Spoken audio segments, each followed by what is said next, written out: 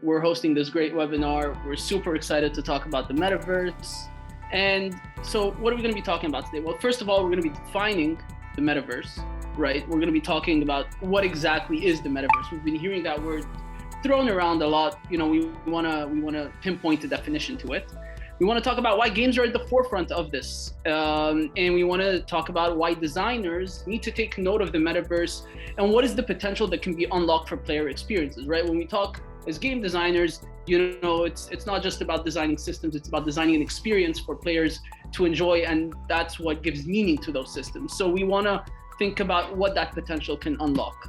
I'm Mohammed, I'm a game designer. I handle game design relations and Machinations.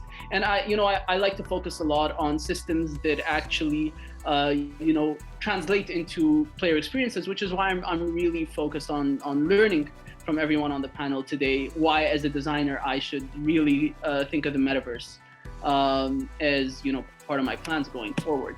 So Mihai, can you give us a quick intro about yourself? Can I read off screen? Go for it. Thanks everyone for being here. Wonderful to have you. Hope this is one in the many talks we'll be having in the metaverse, being on the chain and forever pervasive. We'll talk more. Sounds good.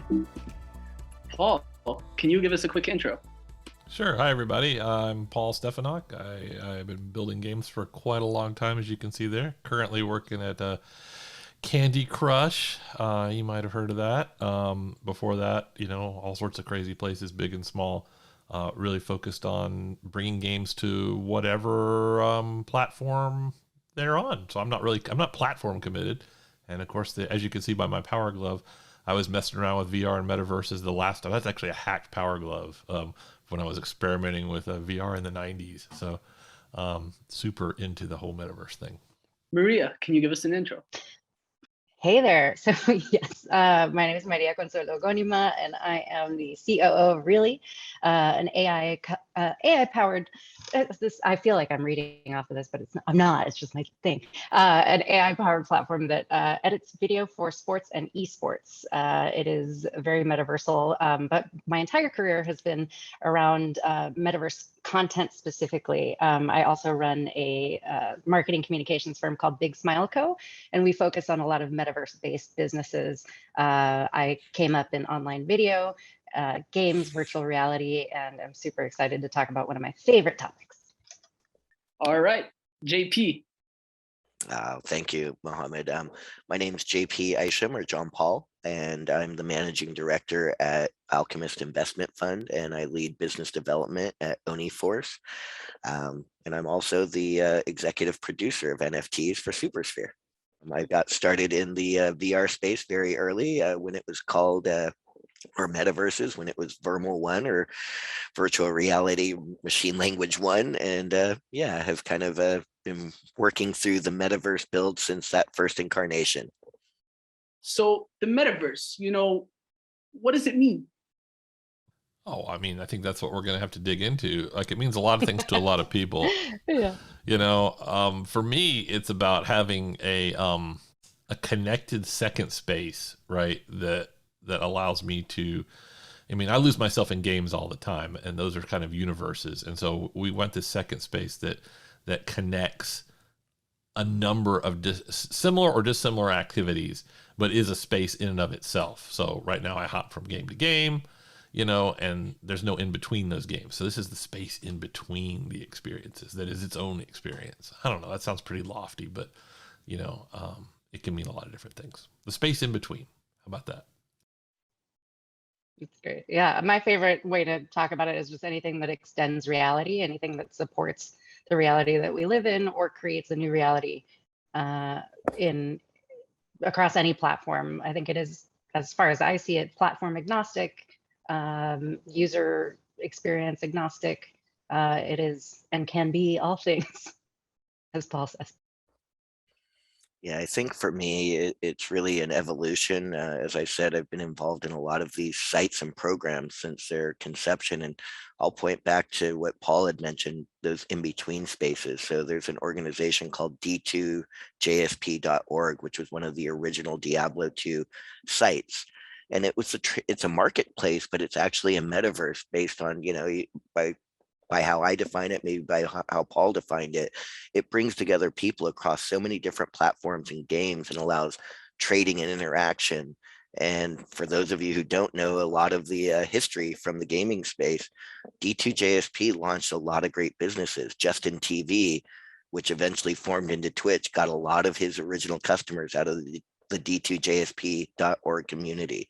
It's one of the largest running, website metaverses that's been out there for a long time. And I guess I'm looking at that community development into, say, like what the Oni project is, which is a PFP or an NFT project. And now I'm looking at how to bring communities from these types of communities into that amazing style of community that, say, D2JSP built. So, oh, sorry, Mihai, you wanted to add to that? Yeah, I think you also want to add to that. No, for me, it's already here. I think it's just a matter of devices that need to be more pervasive, more on us, probably glasses or contact lenses. And it's, I've been trying since seeing the Matrix for the first time, like cutting out the crap. Yeah. like Paul's device over there, but like trying to get that vision of how does it actually look like. It sounds like a lot of interruptions and notifications all over wherever you are, if you ask me. The most fascinating thing for me is the economic layer and the transfer of value that happens between worlds. But that's my 2 cents. Yeah, I think what's really interesting is everyone's sort of touched upon a few things. And, we've talked about the ability for people to trade with each other. We've talked about the ability for people to be together in downtime. We've talked about it as sort of like an extension of existing things. So, we've had MMOs since forever. So where does the distinction come in? Because MMOs sort of enable all of that. And we've seen virtual worlds evolve even beyond MMOs in recent games like Valheim, for example, which is not necessarily an MMO, but it encompasses a lot of the ideas behind virtual breathing worlds. And so where does the distinction come in between these virtual worlds and the metaverse? Well, I'll use Oni as an example. We have NFTs, but the thing that is really engaging, and it's also something that came up in the chat, was user-generated content.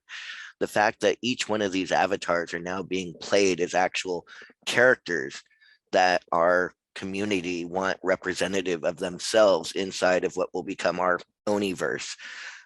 That's really sparked a lot of imagination. And it's ironic that the metaverse that we really originally created was just a Discord, and it was the role play aspect of that really grabbed our community. We have a super engaged community where, again, we're a low flying big end project. And when I say low flying, we're at the 7, 8, 9, or 10 stage, and that's at 48,000 Ethereum and $205 million traded. But we're the low end of that spectrum. The big end projects like Bored Ape, Cool Cats, they're 5 and 10 times what we are.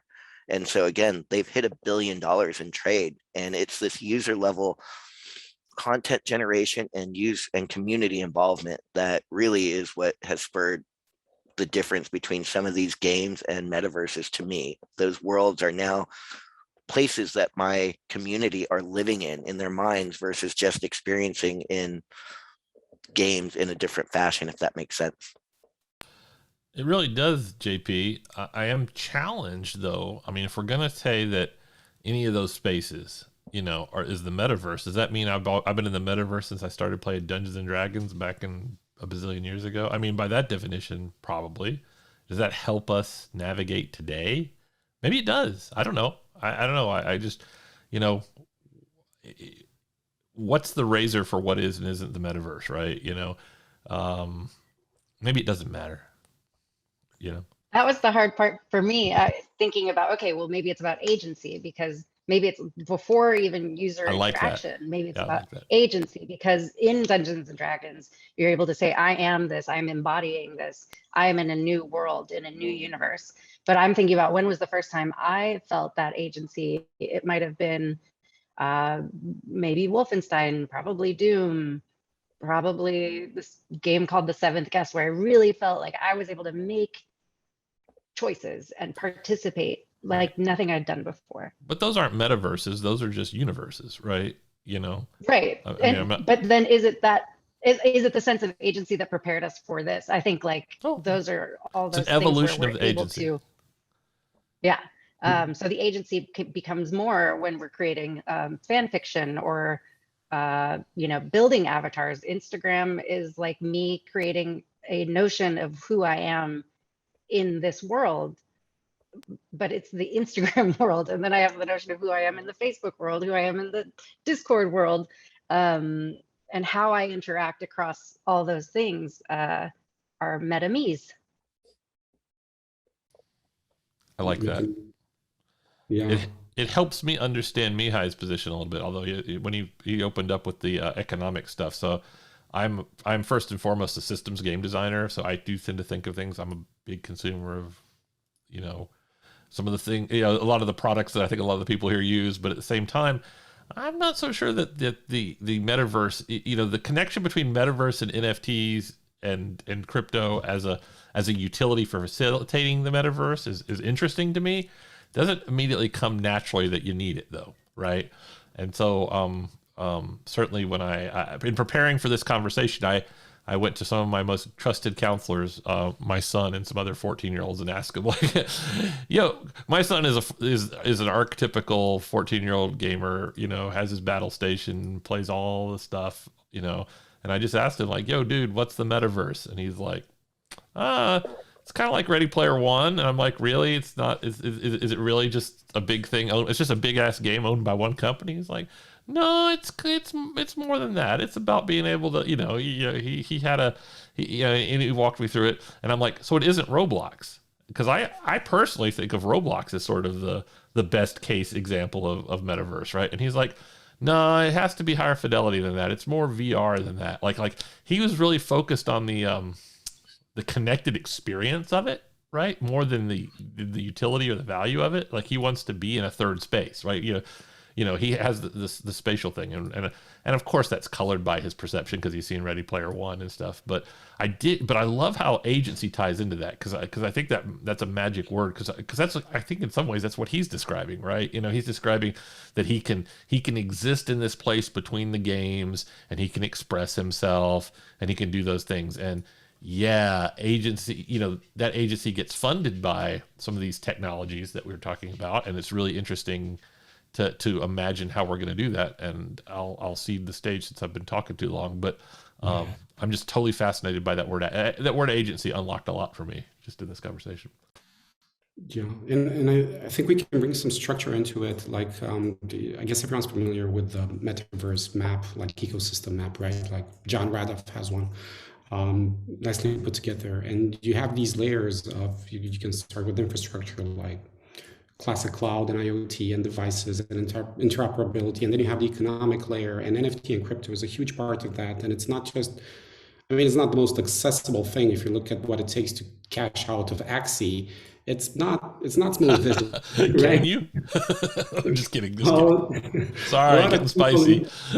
A lot of people in the Philippines could, right? And so there's layers, and then you have the creator level, and then you have gateways.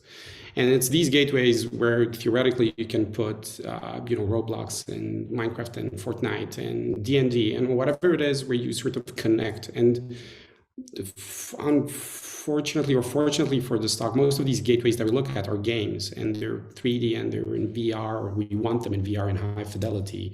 And the concept of taking your avatar and identity, if you look at like if it's all off, right? Like you could take your profile, like Maria was saying, I'm one person there, I'm linked.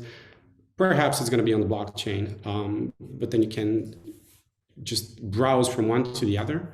And I don't want to talk about the transfer of value, like how can you actually take a skin from a game and move it into another? Like how do those companies, because Paul, you said, in Ready Player One, everything is owned by one company, and the metaverse has to be all of these companies opening up to one another, right? All of these gateways have to be. I don't know. I'll challenge you on that. I don't know that it has to be. Well, there's a whole bunch of people that want DAOs and want governance and want agency on the entirety of the layer, right? Not just on their assets and ownership. But JP. No, I think you're right, Mihai. The thing that has surprised me and doing the deals that we've done, Oni Force being a rising star, we've talked with almost every AAA. I'll exclude the one that Paul's working at right now, but every one of the gaming companies that we've talked about has engaged us with Wallet Connect, how we can move NFTs into their worlds, into their actually gaming ecosystems. And I thought that that would have not come, that these walled gardens would have really prohibited that. But to see that Riot, that EA are looking at mechanisms to do wallet connects, that within probably the next quarter, Twitter will be able to look into your MetaMask wallet and put my artwork into my feed as my avatar. These things really show me that the breakneck speed at which Web3 is really being integrated is faster than we really understand. It's a freight train that is moving, and I don't think anyone understands how much momentum it's got. For Oni, and Paul mentioned, those those other spaces.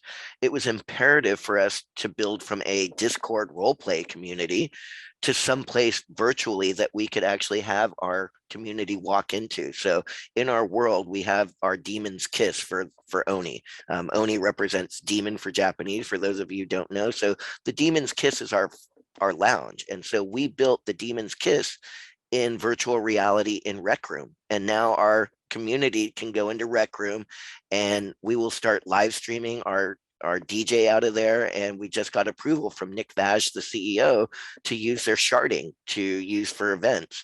It's things like that where if the CEO of Rec Room's talking to me about Wallet Connect and making sure that we have a way to identify my Oni and give them a special permission to enter into a Rec Room private room, I suspect that Web3 has the attention of a lot of people. And, the announcement made by, EA kind of indicates that. So I actually want to, because we've talked about virtual spaces and digital worlds, one of the things that, I'm interested in, and this is actually a question that was asked, is does the experience need to be virtual? Where does Niantic and the blend between the real world and the virtual world fit into the metaverse? I think that's actually the most exciting thing that could be going on right now. I mean, I think challenging that boundary between the digital and the physical is arguably more exciting than somebody building Ready Player One. So yeah, and I see some heads bobbing because the real world, frankly, the real world contains data that matters. Right. And I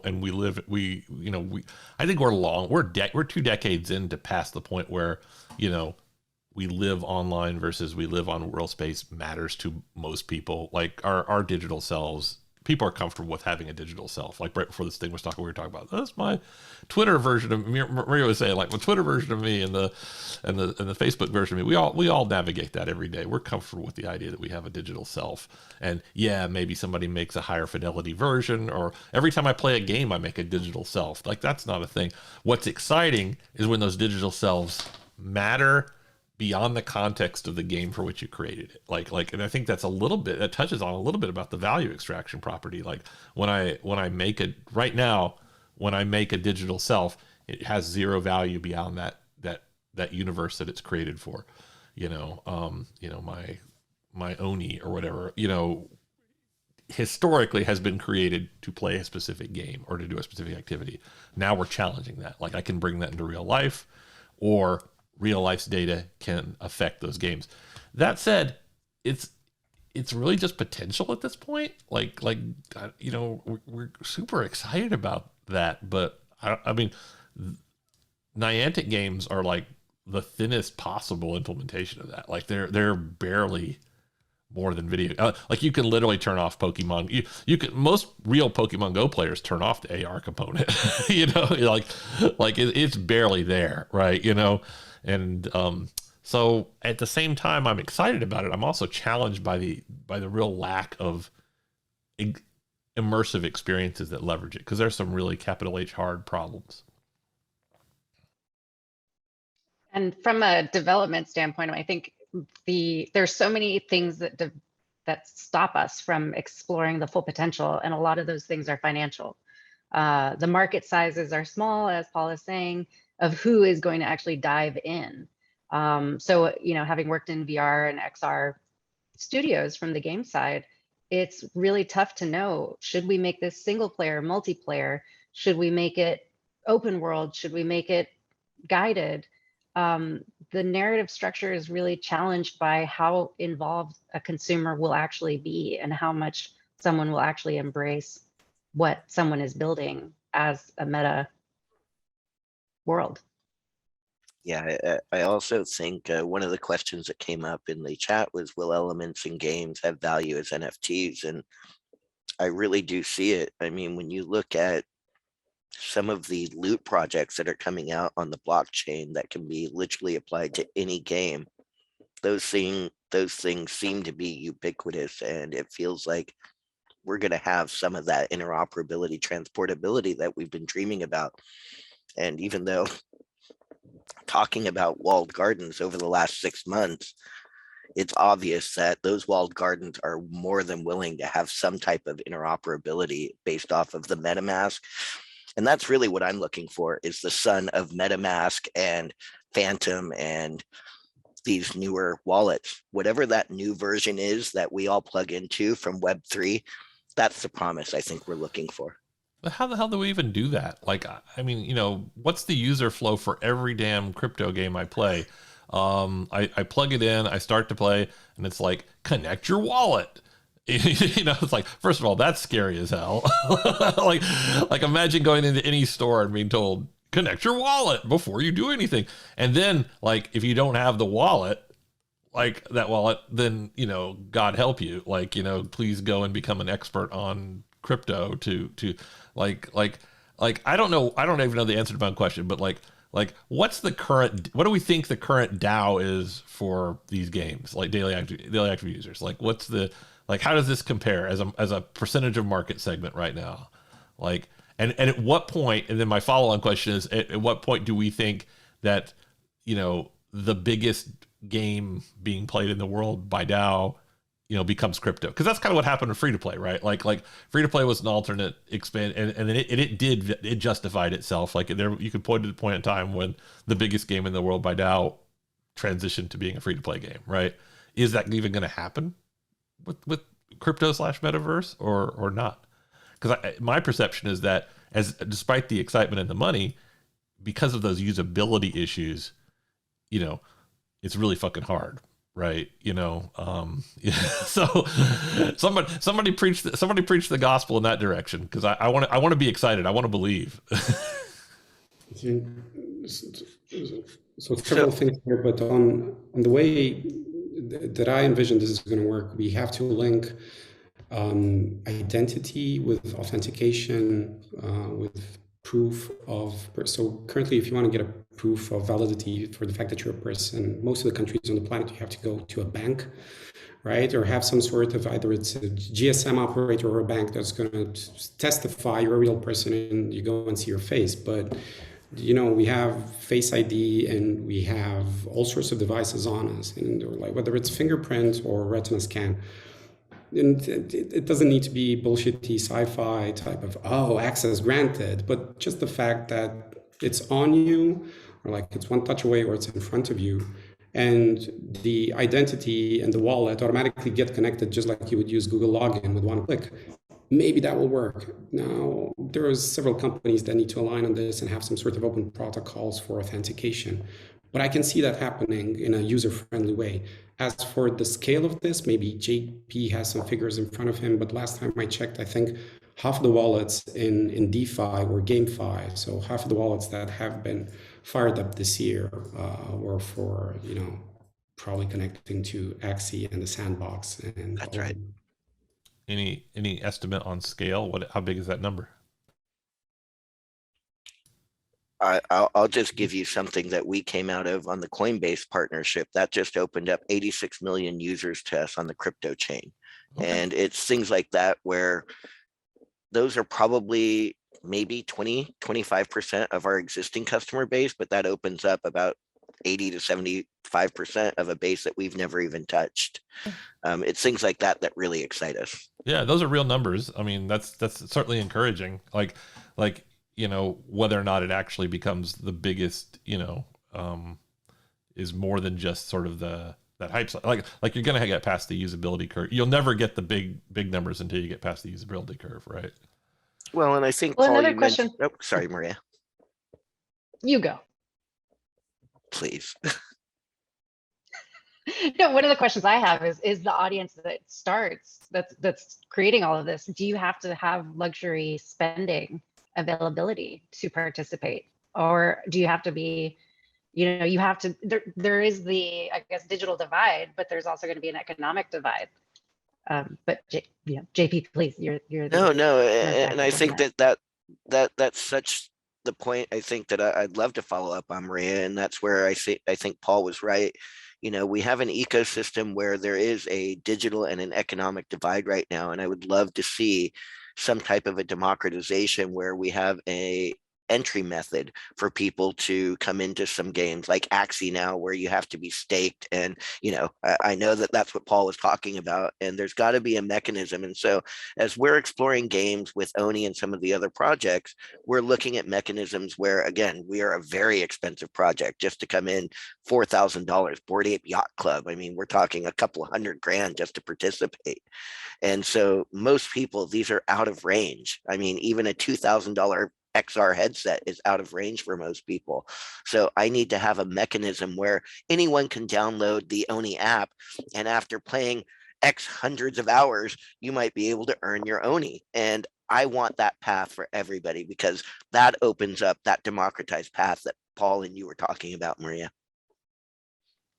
Yeah, from the VR standpoint, you know, I've been marketing VR products since 2016 very seriously, and I think that that divide was huge. It's starting to decrease because of the pandemic, because of accessibility, price decreases, and it's super exciting. But again, like, developers are limited by the amount of money they have to create something exciting, and then it's still, even for the consumer base that wants it and loves it, it's never enough.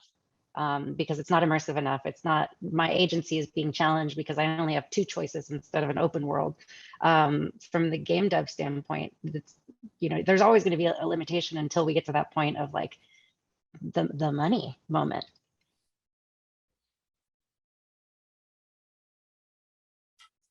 I want to be able to touch everything and engage with everything and be delighted by everything, and I need a developer to delight me constantly, please.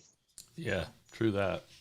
And, you know, you have the staking fee that most of these games have, and then you see the scholarship program for Axie, which is kind of easing into that, but there's still a trade done when you have to first enter the game, like one of the gateways. And someone in chat said, like, play to earn, but a la free to play. So that's definitely a movement, and there's definitely teams looking at how that can be done on a mass scale, that you basically start from nothing, and then you have to equate the effort that you put into the game, like, you know, basic grinding, the same way that you look at grinding in any MMO, and farming, and translate that into value. And NFTs, which is not, it's not undoable. I think we're all questioning, or at least I'm questioning, the long-term sustainability of it economically. But then the fact that NFTs have a life of their own, like, you know, we've seen these questions ever since NFTs became a thing, like, okay, but I can just copy it. Well, you can just copy it, and even though you can copy a JPEG, you know, there's that whole debate. Like, even if you have a Kandinsky in any Airbnb room, doesn't mean that's the genuine. But this, in the case of utility, the fact that you can actually use an item, what happens here, and I think this is really fascinating, because you know, as game designers and architects of systems, and the fact that you can control the scarcity of an item in game, that effort, or that amount of work, whether it's because now you have proof of work, but if it's proof of play, right, because you earned it because you did all the things in all the verses, that could collapse onto instant value, and it could translate out of the game, provided that there's actual use for it in another verse, right? Like, I've grinded for the sword, I can take it as my other one and trade it. It's an interesting concept, Mihai. So in the PFP or the NFT world, there are a bunch of collaborative projects that are looking at it from the perspective that you just mentioned. And so Oniverse, Bored Ape Yacht Club, Cool Cat, some of the really big projects. But then you look at what's being done at the 10KTF site, and that's by Beeples and Wogme. And they basically threw all of our worlds into a shopping mall as their Oni or their universe. And now they're allowing us to mint items that are based off of our PFP. So like you can buy my backpack for my character or my set of shoes that are specifically stylized. And if you look at the 10KF, site, wow, those are like Air Force Ones that I would buy and wear today. And so they look like a real item, and you're buying the PFP. And my guess is that in the near future, they're going to allow me to buy those real items in life so that I can don them as a digital twin, both in reality and in the metaverse. Those are the things that become really interesting to me. And being able to just rock my Oni Force Ones and crypto voxels, and then being able to walk into Rec Room. And like I said, these wallet connects are almost at the stage where they're able to identify. The fact that Twitter will have this up in a quarter shows you that a lot of these companies are integrating in ways that we're really not ready for. And to Paul's point, I'm fascinated, I'm excited, but I don't know how well prepared we are to do all of this wallet connect work yet. We're still in the very nascent stage of Web3, and I suspect we'll see a lot of rug pulls, a lot of people losing a lot of digital property. But you're going to see a lot of minted billionaires out of this space. So it's definitely something to keep an eye out for. I think one of the things that's very interesting is, while there is a lot of connection happening, I also see a lot of fragmentation. Like I don't see myself, being able to, move, currency from my World of Warcraft character to my New World character, for example, or an item from this game to that game. I don't think the companies are ready to play ball with each other just yet, And I also see as well, like you have, user-generated content happening in Rec Room, you have user-generated content happening in Roblox. I also don't see them crossing paths very soon.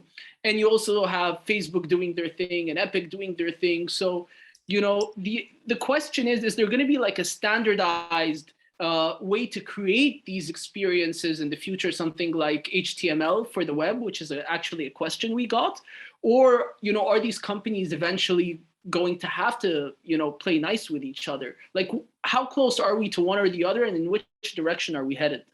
A good time to be an IP lawyer. I was just on a variety panel for a bunch of IP lawyers, and it was really fascinating because the questions were just like, how is this going to work? And ultimately, a lot of it's just going to be the way contracts are done now. The digital, like as it exists now, because people were just like, what is digital going to hold? The contracts say like, and whatever digital thing there might be in the future. So it's up to the IP owners to determine to what extent they'd be willing to share their IP. I think to delight consumers now, especially, but consumers online own brands at this point because of UGC, because of the ability to talk. I had a bad experience at this hotel, I'm going to talk trash now. And then a bunch of people are going to agree with me, and then we're going to take down the chain entirely. Like the metaverse is going to be the same. And consumers will demand to be delighted. Like I was saying before, they will demand to be delighted in ways that they have not to really embrace it. So what I always say is that the Web3, the way I see it or envision it, is that it's going to be like Super Smash Bros, whatever, I always say it wrong. But for experiences, we have to see these cross IPs, and they have to play nice, and we're going to have to be able to have that agency. Like it's like playing Barbies and GI Joes in a new layer. I'm sorry, sir. You can't walk into my store wearing those Adidas. We don't have a license. I mean that. I mean that's the world that we could be getting to. No, I think that that's right. And, you asked about that kind of interconnectivity between being able to buy something in, say, New World or in World of Warcraft. It's interesting, Mohammed. That's where I'll point back to the history of that d2jsp.org site, that marketplace today. And it's funny, I was talking with Brooks Brown, who just created the Eternal Return DAO, and he's a big Dota player. And he's like, I can trade Dota items right now. And I said, yes, you can. And it's that kind of older site, which is a marketplace, Mohammed, where you can go and right now trade things across World of Warcraft into New World, because they have a mechanism for that. It's that type of marketplace where I say we really have some of these builds in Metaverse that have existed for years. This has been since the early 90s. And when somebody builds that in the new version of a marketplace, boy, are we in for a ride, Mohammed. Yeah, and well, right, it will be. And you look at these new breed of games that they are intrinsically open to this. That's why they're being built, so you can swap items and you can use them across games. And there's probably a DAO governance behind it as to where does the funding come from. And the question is are the old traditional, colossal AAA players going to open up? Because the name of the game so far has been money in, and that's it. It's been money in, and everything then stays in the walled garden. And there is a question from Brendan, like, how will game designers keep control of their internal economies if players are around to bring external wallet assets into their games? And that, at least for myself, is one of the biggest, toughest challenges, one of the most fascinating problems, especially for traditional games. And I'm not sure that ever they'll convert or change. Like, if you look at what traditional free-to-play design, because you didn't have this problem in premium games. You pay, you're in, you play the game. Maybe there's some DLC. But in free-to-play games, what's the number one mechanism that all developers on this planet used to hedge and control their economy? It's coming Really up small with cancel boxes. No, sorry. Sorry. Like, there's a bunch of them, but the oldest one in the game is hard currency and soft currency. Yeah, for sure. Because soft currency is out there in the open, and there might be exploits and there might be bugs, and you can't really control what players do. And then hard currency, that's solid, it's for cash. You tightly control the influx of it in the economy. And now all of a sudden you'll be exposed to something coming from another walled garden. So you're basically exposing all your currency and your internal economy to what happens in a different game. Developers and designers, they have to accept that from the get-go, and we need some sort of a hedging mechanism to control against inflation, to control against scarcity. Look at there's major MMOs that have had this problem since the beginning of time, and even in a pretty popular MMO, pretty recent one from a pretty large company, they've made buckets within the game, so they have server economies, right? And that's causing problems of scarcity this time, not of inflation. So once you go from game to game, I expect us to find some sort of a common mechanism to hedge against it or to deal with it. And yes, Brendan, I personally think first designers need to become much more aware that this problem exists and work with their systems to make it happen across games. Yeah, it's interesting, Mihai. The piece that you're talking about is that these marketplaces have kind of self-formed. And as I walk through the evolution of seeing numbers of games where there was cross-item or cross-service trading, it felt like every one of those universes or worlds kind of declared their rarity, and then those prices kind of naturally evolved in that organic system that kind of crossed all those platforms. So I will say that once people are able to start utilizing something like that marketplace, I have faith that the market will kind of guide itself on that level. it feels like the players are pretty in tune. Like, back in the day, a stone of Jordan was worth, X numbers of dollars. Even today, you can go on to a D2 site because they just relaunched it and all those mules were released. I saw millions of dollars of items just released back into the Diablo Immortal system. Those things become really interesting to me. And I think that that's fascinating. I'll also push on another point that you made, which was utility of some of these NFTs. Some of the new things that I'm seeing is going to involve NFTs, which are digital twins of physical and digital items. And we're going to be seeing a activation and utilization of technology on a dot beacon side. Some of the things that we're using for our program would be, you'll get a digital pin of our Oni, and that will be embedded with a beacon, your smart contract. And if you want to come to one of our events, we're going to have a reader at the front, and you're not going to have to show ID. We're not going to have any guest list. We're going to scan your pin and you have a +1 and you come in. If you don't, you get halted. And it's things like that where I say that these utilization pieces of physical to digital are going to be really, really fun. Ooh, kitty cats. Not to mention the meta markets that get spawned by this link between digital and physical, because you don't need to ship and trade the object. It's almost like a commons market, like a stock exchange, where, because considering it has to be blockchain because you can track provenance. Well, it doesn't have to be, but I think that's going to be it anyway, and it's happening already. What is it? The Yeezys, like, because you mentioned shoes, JP, and I think there's a famous case study with how Yeezys traded and got how many hands, but you can now go actually check how the price evolved. But, going back, I also saw a question, can't remember who was in chat.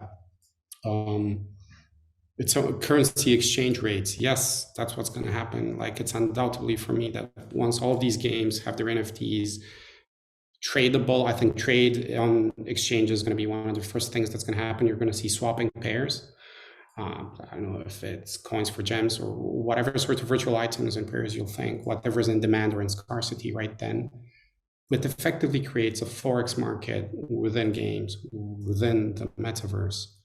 And, maybe there's going to be an invisible hand. Maybe there's going to be a Borg controlling all of this, or at least forecasting all of this and giving us signals that shit is going to go down right now, which you can see panic happening in it, right? Like, you can see panic in markets just like it's happening on stock exchanges.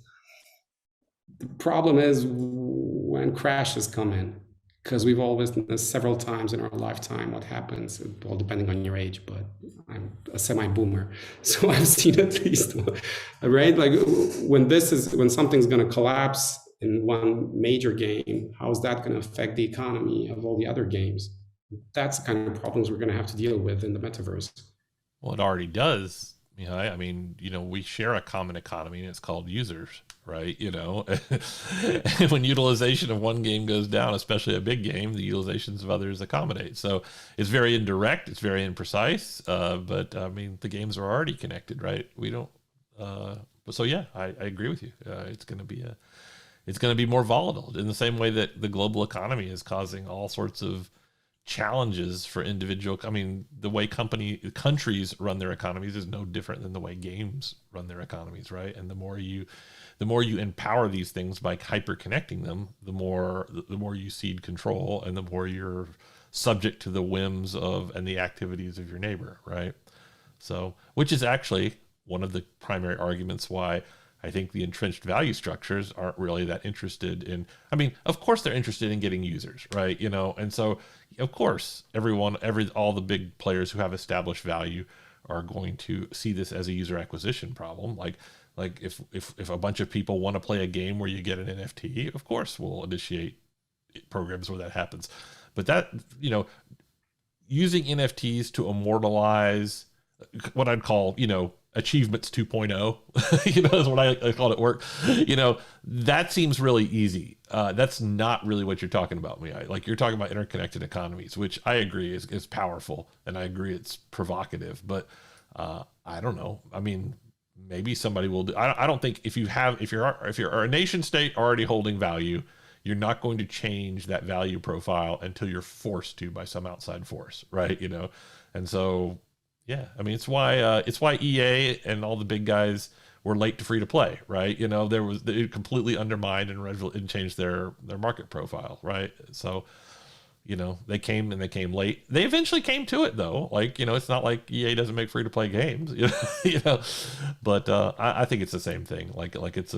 There's no reason today or tomorrow why any of the big players who has an established value profile would do much more than see it as a user acquisition in the marketplace play. I don't. Right. Nobody's going to wire up World of Warcraft or Call of Duty or to an open economy interchange anytime soon, I would think.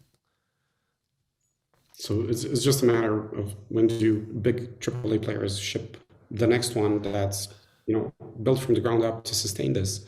Yeah. And it is like that, Paul. It's like I've just read, I think it was a interview podcast on A16Z with former exec from, I don't know if it was EA or probably Kabam, but the same shift that happened in games from free to play, where they're like, oh, this is a fad, this is Facebook crap, and then all of a sudden it's 80% of the market, and then we're witnessing the same thing. Oh, maybe this is a fad. Oh, it's coming. Oh, look at those charts. And then they have to ship something to capture the audience. Exactly. And just one small comment there on countries. Like I don't know how much I could stake on this, but I have a strong feeling that certain large MMO, really well done economies are much better organized, tracked, and structured than what some countries are doing. Oh, undoubtedly. Undoubtedly. I completely agree with you. I think what's cool, what I am excited about is the extension of the attention economy and how developers are going to have to really create more cross-platform opportunities. From the game standpoint, like we're seeing the rise of mobile gaming because of different territories being able to participate in that, because not everybody has the same console. Not everybody has, there's no pan platform. So I'm eager to see, again, from my perspective, I worked in the early days of online video, and we always said that our biggest competitor was time. Not necessarily like I was working at Hulu, so it wasn't to say that Netflix was our biggest competitor. Time and the way people are using their time is our competitor. So if you make it seamless for people to move from my phone to your computer to your lenses to whatever, that's where the money's going to be made, but also where the consumer is going to be satisfied. Amen. I mean, ever since Zynga, I've stopped. I mean, I look at my competitors in market for feature ideas, for feature comps. But when I think about who my competitor is, I agree with you, Maria. I think of every other thing that you could be doing at this moment is is the competition, right? You're picking up the phone. What's the first app you tap when you pick up a phone? That's my competition, right? So it's probably these days it's probably TikTok, right? Or YouTube. It depends on the market segment, but those are my business competition. Not my in-genre. In-genre comps are useful for benchmarking performance of features, but that's not emotionally or strategically where you set your North Star, and hasn't been for a long time, frankly. Yeah. So, I mean, I don't think the metaverse is in headset, because that leads to fatigue. It leads to just people not wanting to stay in that world. So if you're able to create these cross-platform moments where I can, invest in something that affects my in-headset play, that's what's going to win. Everybody has a phone. Practically nobody has a headset. That's true, and that's sort of. I just have 3. Yeah, well, I got a headset. That sort of brings me to. Oh, sorry, Paul. You wanted? No. You're going. Go. Yeah, it sort of brings me to the idea of sort of like, why as game designers, we should be thinking of the metaverse and how we should actually be thinking about it. Like, what are the opportunities that are there for us to create these experiences, and what should we actually be thinking about practically, and what should we be researching and looking into as game designers? I mean, if I was going to go try to make money in this space, I'd try to invent a wallet that people could understand. I know I'm beating that thing to death, but the usability can. I mean, I've spent my entire career in free to play, hammering on the funnel, right, and hammering on the usability experience, because returns in that space matter more than just about anything else. And so, I'm over obsessed with that. But I don't have a lot of confidence that this thing gets, for all the excitement, you know, I don't think this ever reaches critical mass if you can't solve that problem. And everybody sort of hand waves that away. Okay, hand wave it away, but until somebody builds it, it's not real until somebody builds it, right? So that's what I think it's mostly a usability problem. If we got past that usability problem, everybody knows about this thing. Like the mind share in the market, like my grandma knows about NFTs. Like she knows that they're a thing, you know. And if there was an app, she could pull up her phone and hit the magic button, and it would just work. Like, you know, that, because that's what happened in free to play. That's how this is not like free to play, right? I mean, the radical innovation in free to play was one tap. You know, it brought people who never played games into the market because it was just, you don't have to understand anything, and you don't even have to pay money. Like, you know, this is kind of the opposite. It's pretty friction high. Solve that problem and you unleash the potential of everyone, right? Yeah, my answer is, I think, obvious for a marketer, which is market education, community development, to be able to create, to Paul's point, like to be able to create something that is simple is key, but to create a resonant frequency of communication around something. I think that's why NFTs are blowing up, because it started with a community that felt so strongly about this potential, and it grew and grew. So from any game or platform perspective, you have to be able to connect with a community that's willing and passionate, and that content has to be strong and resonant. Yeah, it's going to be interesting to see what the next version of a Pokemon Go is in the gaming space that will unlock a new metaverse, because that's what I'm looking for. What's going to be the catalyst to unlock the democratization, or the users that Paul's talking about, to flood into a space to try to use something new? I think the XR technology is probably what will ignite people's imaginations first. Digital twinning with metaverse layovers is very appealing.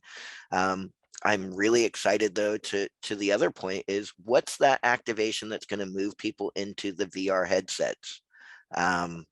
I think it's coming, and I think that, something will lure people across that digital divide. But we've had this technology for a good 20, 30 years now, and it's always been about activation. I will say that technology has advanced so far in that time that I think we're getting to a point where we can offer things that people will be delighted with. But to Paul's point, Maria's point, I don't know that I want to be tethered in a headset for 4 to 8 hours. And even then, we all know that the constraints of most of these headsets are 1 to 3 hours. I will just call out, for those of you who are big Metaverse fans, there's something coming on that level. I did see something by a gentleman named Ed Mason. He's the only one I've ever met that had an NVIDIA chip exclusive on the next architecture for a Metaverse piece. And he does have a neat solution to the headset problem for long-term VR viewing. It's called the Curve, and I wish I could post something up. Hopefully Ed's not going to kill me on his alpha, but it's things like that that give me hope that the metaverses are going to really become important. But I think, what is the catalyst? Pokemon Go got everybody to look at XR in a way that we had never done before. What is the catalyst that's going to get us across on the next piece?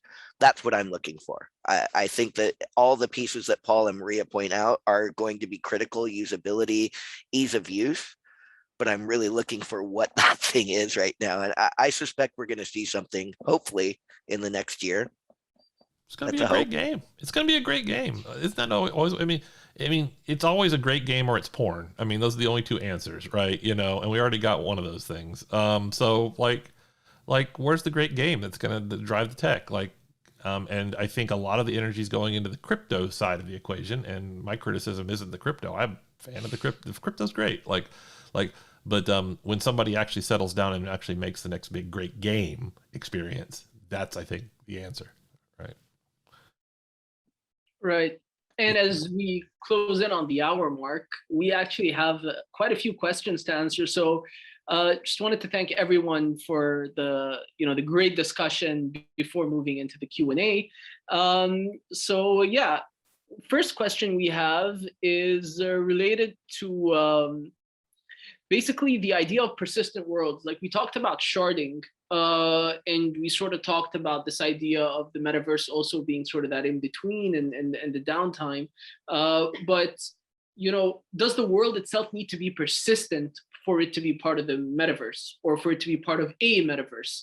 And if not, I see Paul shaking his head. If not, how would that work? You just be present in that part of the metaverse for a while, and it would sort of just like fade away, and you'd sort of take everything from there and move on? Or that's the whole point of the NFTs, right? Is that they're portable, right? So we're going to stand up experiences that stand up.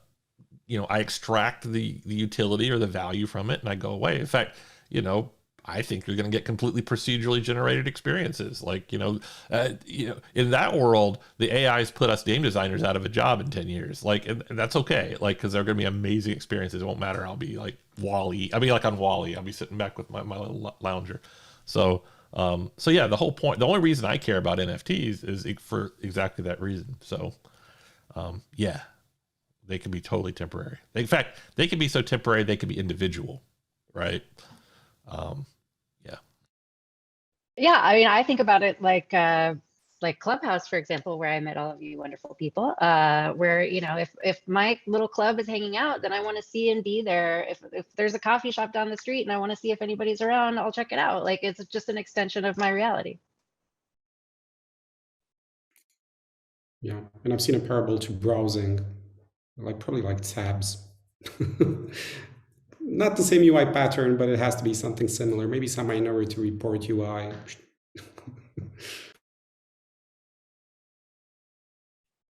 Though you can do that on a trackpad already. Totally. I saw this, I don't know if you know it, like Bitcoin is an exit from the Fed, DeFi is an exit from Wall Street, social media is an exit from mass media, and so on. Remote work is an exit from 9 to 5. Creator economy is an exit from employment. Individuals are leaving institutions. We haven't talked much about the decentralization of all these things, but there's a lot of that happening, like a major socioeconomic shift. I want to exit from physical meat space. Like, when do I get to upload? That's what I want. And when I do upload, where's the space I live in? It's the metaverse, right? So yeah. I think it'll just expand and contract as all things do. We merge, we divide, we decentralize. We merge, we decentralize. It's going to keep going in every platform.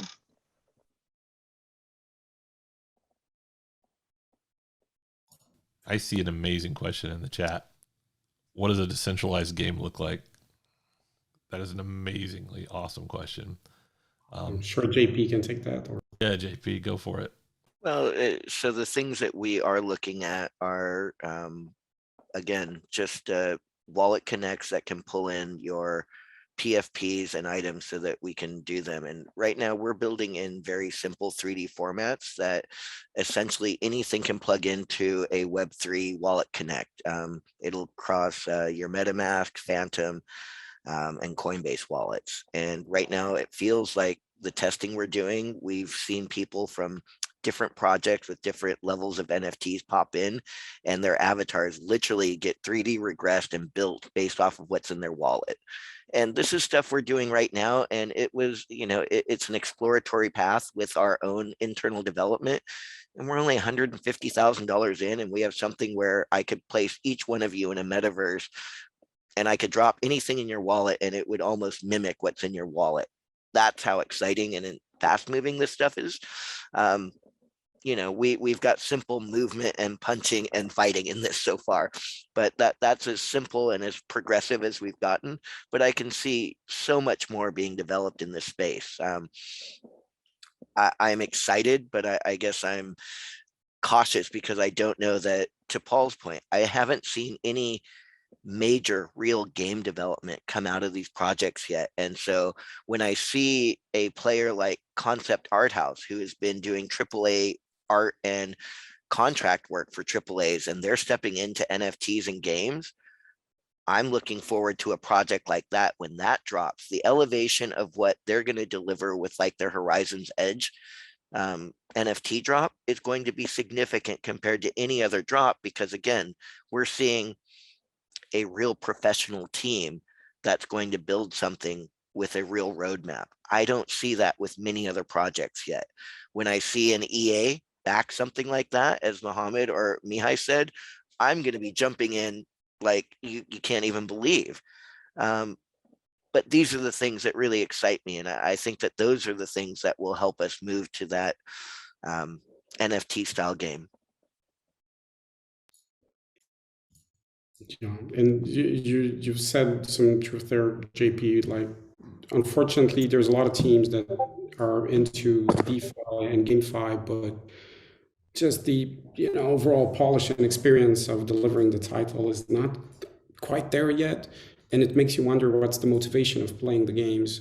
Because if you're playing just for getting the NFT and cashing out, then it's a game, but it's a different type of game. It's a bubble is what it is. Like, cause you're creating value that's contingent on people staying on the treadmill. Right. So Black Mirror style. There's no intrinsic, it's completely devoid of intrinsic value. So yeah, that's why I'm only cynical. Please show me an experience that has a strong intrinsic component, and I'm there for it, but I'm cynical until I see it. But I do believe it'll come. Like it's just a matter of focus and somebody doing it. There's no reason why you can't do it. Like it's just nobody has yet. So that actually sort of ties into one of the questions we have, which is, long-term economy for, metaverses that are operating together. When it comes to, building the monetization of it and, the friction points, the marketplace fees, dev shares, all these things, what happens when, people start dropping off and your daily active users are decreasing and, your metaverse isn't growing constantly as it was before? What happens then from a game economy point of view? Well, what happens in the real world when that happens to take it back to that? Yep. I see Mihai smiling because I think he knows the answer. Like, yeah, you get labor surpluses, you get hyperinflation, and you get, because the drowning rat starts to claw and starts to, starts to essentially mint value, right? And they can affect they affect other people in a potentially dangerous way. It's one of the dangers, right? If I tie myself to you and you start to fail, I am, in many ways beholden to you. So, then what do? You make meta construct. I mean, that's what international banks are for. And then you create meta constructs to create safety nets, right? And stuff gets really wiggy and really complex, and lawyers make a lot of money. So, it's not scary, but it's super complicated, right? And I don't have an answer, but again, I think you just look to what happens with country economies, and you see answers there. Yeah, I mean, what's the common thread with any experience? Me, and it really our favorite thing to talk about is make me look cool or make me money. Yeah, so I think it's just a matter of how can we leverage digital twins to cross platforms and make me look cool. I'll stick around somewhere that's going to help me be superhuman or find ways to make my life more efficient. So, I think or give me a way to connect to people that I can't connect otherwise. I'll stick around and I'll be loyal to those. So I think it's just about how do you, in that meta world, create that space to communicate or space to earn money or, look cool, make money. Well, and I'll throw in there, have fun, because a lot of the things that people are going to do in these lifestyle events and it's not just about playing games, but I think that you'll see a really big move towards people enjoying music and concerts in these virtual spaces, unlike we've ever seen. I mean, look at what happened in COVID. People were begging for some type of connectivity, and virtual concerts became a real big thing over the last year. So it's things like that where I am very interested in a mechanism where we have a digital twin of a physical event in virtual reality. Like, those things really fascinate me. And it's a type of activation that I haven't seen before. And it did spring out of COVID. You know, I've seen things like this in the past, but it hasn't been as prevalent as what we saw with this build in COVID. And so digital twinning of physical events is something that I think will become a big thing in metaverses. And you'll see that primarily, I think, with music as a start. Yeah, JP, and you definitely see it in music, but you can look at, Riot is putting up some really nice shows when it comes to their championship finals, and you can see that reality blur really nicely. But to the question that we initially started answering, and to what Paul said, so picture this 5-10 years from now, we have this Fortnite meets whatever World of Warcraft, the MMO that most of the, let's just call it market, that most people play. It's NFT driven economy. You swap them from Ethereum.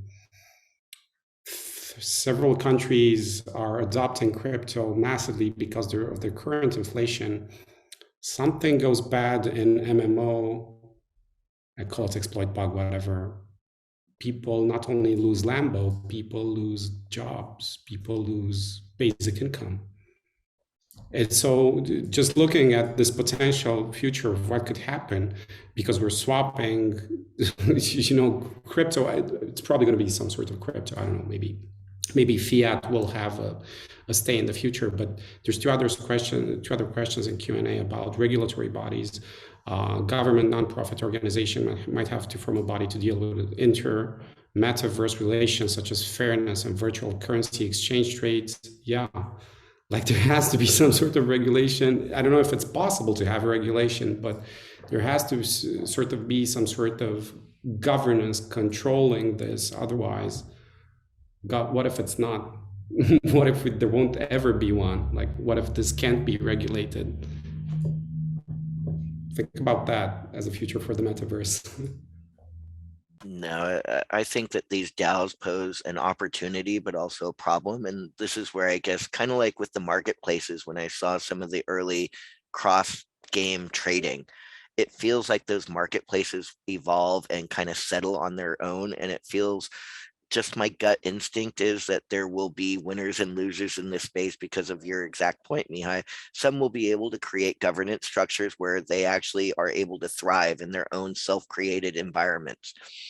Some people are going to fully collapse on those builds. And that's where, it's going to become obvious very quickly when you see something that feels right. And that's where I say, a lot of the gamers, a lot of the people in the web space have a pretty good instinct now about following something that actually feels right. And I guess, as people who are in gaming, when you enter in a game and you see the production and the quality value and something that draws you in. And I think we're going to see the same thing from the crypto or the governance structure on some of these marketplaces in the future. At least that's what I'm hoping.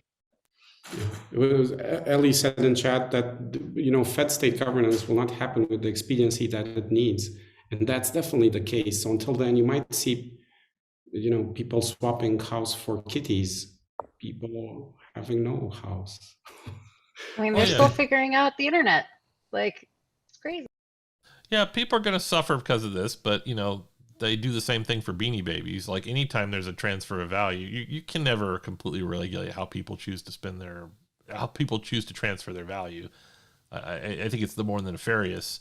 It's the nefarious uses, and even more importantly, the unintended hyperconnectivity creates, like you're pointing out, Mihai, even greater cause and effect. Stuff that will seem comical by even our intuitive standards. Like, because of a server bug in some MMO, there's a cabbage shortage in Uruguay. Like that stuff will happen. Like with these connected systems, it's going to seem almost ridiculous. But yeah, the more you connect, the more the stuff count. I mean, I think AI will save us a little bit in this. I mean, it's a little naive thing to say, but I think the complexity of that stuff is going to be too great for us to understand. Absolutely, there has to be. I can't wait to. Go ahead, Maria. Oh, I was just going to say something so dumb. I can't wait to train my avatar I'm with with you. AI, I agree completely. like my new That pet.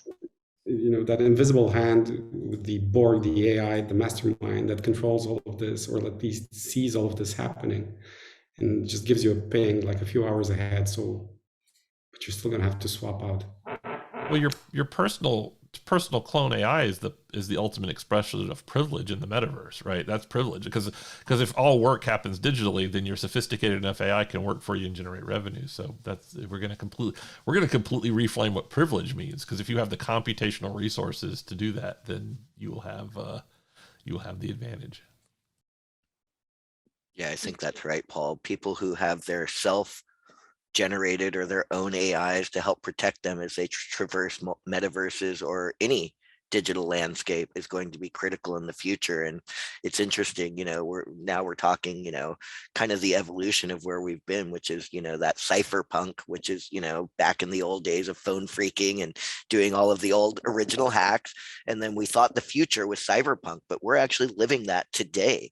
And the next iteration is actually CryptoPunks, which is, as we move into this blockchain economy. And it's interesting. I thought cyberpunk was a future version of where we were, but it's really today. And that CryptoPunk version of the blockchain is literally, it's here, but it's the next stage. And I think that that's the evolution we're seeing. And I'm excited, but to, Mihai's point, there are going to be vulnerabilities that are going to put us at risk. And just with every change in every part of our history, there will be winners and losers on this. But I suspect that as we elevate as a world or as a population into this space, we will see a lot of benefits that we never anticipated. Yeah, It hasn't been JP. said yet. God, I'm just full of dumb quips. No, you go. It's worth it. Sorry, it was just like it's JP. We're gonna have responsibility as game designers, right? Like when premium games were responsible for people having a good time for the money they spent, and then they started translating it to how many play hours do I get for $60. And then in free to play, there come the ethics of loot boxes and all the mechanics of the Skinner box that makes people sink their life savings into getting rarities. But now we're going to have responsibility for people perhaps making a living. This is like I'm just glimpsing into the ethics and responsibility that designers will have in this future. I'll shut up. Oh, that's pretty. I'm with you, man. That's pretty terrifying, but also maybe not so terrifying. Like to our earlier point about nation states, all those economies were built organically, in a weird way. Maybe there's hope in that statement that a designed future is possible. Yeah, I mean, reality is designed. Any tech will have to be designed. Politics are designed. Everything is a weird design puzzle that we just decide is real. And sort of speaking about design puzzles, one of the questions we have is actually like a design problem, which is, if you start having, these resources come in from other gardens, what happens when you have sort of like a whale that's sort of like, a resource whale, I guess, and how would that affect the in-game economy? Like in free to play, that sort of tends to push certain designers to want to monetize more. You end up creating pay to win situations. What happens in the metaverse, when you have sort of like a resource whale, how does that, balance of resources happen, and how would that play out for the economy? Is it that every good developer is hired by Facebook or Google and on purpose, and they do nothing all day just because they work for them now? No, I mean, that I think is a thing.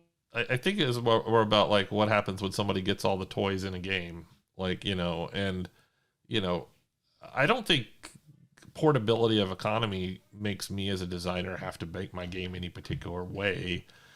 Players will prefer certain patterns that support that monetization, but I don't know. I mean, that's too inside baseball because I don't know what the game experiences look like yet. I really don't know how to answer that question, because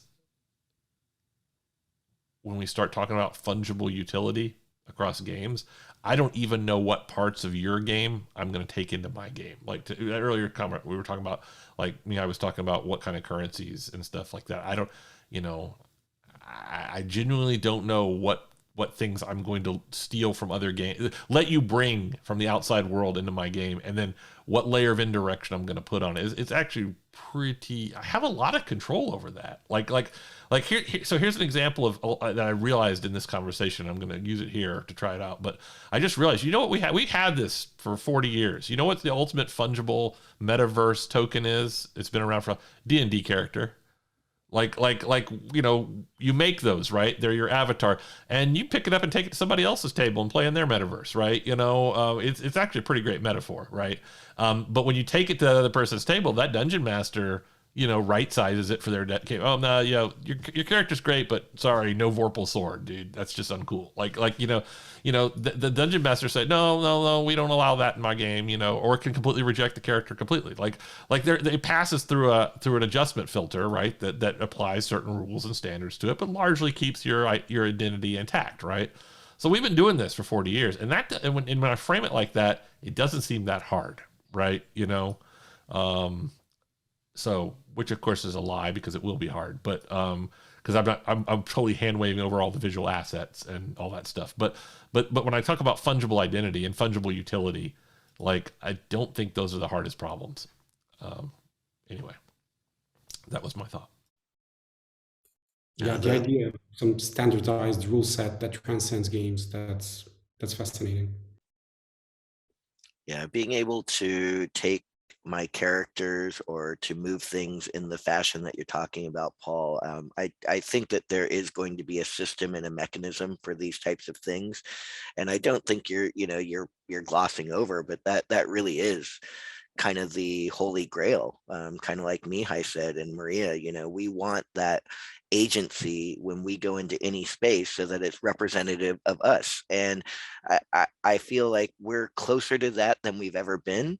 And, to your point, I think that there will be different metaverses where, as you said, just as a game master, there are people who will limit a lot of the things that you can bring in. But then there are people like JP who wants to run the unlimited game and says, so anything you've ever created or ever brought, and let's see what it looks like in this game. Let's throw that God level game, and whatever you think you've ever created, let's see what let's go mind to mind and see what we can do to throw out some really interesting machinations. That's exciting. So, if it passes the filters, then you can enter with all your loot. So the regulation might actually be built into the fabric, right? Like maybe there's something that developers adhere to, so that players feel safe when entering. Like this is a safe space within the confounds of the verse. But then you'll definitely have some dark marketplaces where will be stripped of all your loot if you enter. So yeah, for sure. Or you'll be given choices. Like you'll enter a section of the metaverse and it'll say, "Yo, Mohammed, you're packing a laser 6 shooter that's a class 5. It's a class 7 weapon. This game only allows class 5. Would you like to swap it out, or would you like to downgrade it to class 5?" Right? You'll be given opportunities. But as a game maker, there's 2 points of terrifying. It's not one. One is the point of utility, and the other part is one of theme and architecture of the narrative, right? And sometimes the JP, let's bring everything into the world, sounds great. That's some experiences. We certainly have those in Minecraft and Roblox, but we also love The Last of Us. Like we also love highly articulated, highly scripted, rich experiences. And even in the metaverse where I have high agency, I want to drop into my high fidelity Lord of the Rings. And I definitely don't want to see Mohammed's laser 6 shooter in my Lord of the Rings experience. So we'll have to figure out how to assess things for thematic. That's going to be hard. That's a capital H hard problem. Well, but I think that's where, when you layer in and you have people entering in with their NFTs or their wallets, like you said, as you create your world, you'll create all the things that are possible to use in your world. And then your wallet will try to map to things that exist in your ecosystem. And if they don't exist, Sorry, Mohammed. Laser 6 shooters not coming into the Lord of the Rings. Damn it, segment. Mohammed, with your damn laser 6 shooters again. Ooh, but that laser sword you have in there, somehow that got through and it looks like a flaming sword. You know, it's things like that that would be very exciting to me. Yeah, for sure. Because we can make systems work. Like, it's a super complex, tough job, but we can kind of figure out the rule set. But when it comes to thematics and art, just like Paul said, like, you know, look at the Marvel universe versus the DCU, because that's basically what these companies have been trying to do, and everybody now wants some sort of franchise. Well, all the avatars collapse into one world. But it doesn't. Has Batman ever been fit in the same universe with Superman? Like, do these two actually ever work together? Yeah. But they don't. Yeah, it's a challenge. So we have 2 questions left to round it off. This has been such an amazing discussion. The first one is, you know, are metaverses ever gonna become saturated, right? Are you gonna have so many metaverses that, you know, eventually you're gonna have 80% of the people in a few metaverses and the rest are just, you know, gonna be completely empty or trying to gather players and just small cozy experiences? Like, can the market for metaverses ever become saturated? Like an extension of reality, shopping malls are empty, clubs are busy, you know, the boutiques are more active, boutiques are finding new ways to get us to shop. I think it's just going to be that same extension. Yeah, agreed. Yeah, instant answer, no saturation, but I can see clones not making a living, not being a thing. Like, Yeah, I guess, you know, I think it will get oversaturated, but I think that there will be a inflection point where if we do see someone managing 80% of all the traffic in space, a majority of those walled gardens will break and they'll start moving into that space because they know that the only way that they'll survive is to be a part of that new ecosystem. And so I suspect that that is what might happen. But, you know, again, JP's crystal ball only extends a few days into the future, not that far. I think you got it right. I think that number is a lot lower than 80%, though. You know, because people don't want to be first and they don't want to be last, right? You know, it's probably closer to 40%. Yeah, whoever breaks 40 to 50 is going to destroy it. Sorry, Mihai. no, I just want to say, until saturation, there's a long way to go. Like, if you look at most NFT, crypto games, GameFi, whatever, they're what, voxels, collectibles, tradables, maybe some crafting, definitely, but the mechanics and genres right now are very slim. We see some shooters. There's a long way to go until saturation. Does anybody else have the nightmare where the server farms have exploded? Anybody? I sometimes just have like this nightmare that the server farms have exploded underground and all of this world just collapses and then we have to go back to like subsistence farming and all that. But then we like ruin the world. Anyway. Sorry. But the main thing being that, yeah, it's like everything expand, contract. What is big will get big, and then we'll go back to narrow casting, and that's just the. Till Neo makes his final stand. That's way more apocalyptic than just market fluctuations that affect really bad people's economy. Totally. So does that mean you want the blue pill, Maria? Stay in the matrix? I don't even know. Is this real? Is this? I'll stop. No, so, you know, the final thing, just wanted to conclude with, you know, what's everyone's, you know, personal excitement for the metaverse? Like, I know Paul, same as me, is where's the next great game that's gonna you know, make us have fun and you know, show us what the metaverse can really do. So, you know, we're looking at that. You know, Mihai, what are you looking for? Well, can someone pick that question before myself? I'll Sure. take a shot first. So the things that excite me about metaverses right now are the effect of being able to live in a new space and then experience a digital twin of that experience in reality. And what I'll describe is, let's say all of us go into virtual reality and we visit the Demon's Kiss that I talked about in Rec Room, and then we go up to the bar and we order a drink. And as we're all there, we order a drink and some food on the menu by a very popular chef who's an Oni. And all of a sudden, 20 minutes later, after we order that drink in the bar, we get a delivery at our door with a cocktail and that meal that we just ordered. It's that digital twinning of living in a virtual space that will mirror real life, and being able to have physical goods delivered in a timely manner that will augment that experience that really blows this kid's mind today. And for me, it's about creativity and community, as with all things, the fact that a metaversal space is what introduced me to you all. The fact that anything that creates that moment of like, oh my gosh, this is so cool. I want all my favorite people to be here. Like, there's a chance that one day all my favorite people could be in the same place and experience the same super cool thing. That's all I'm looking for.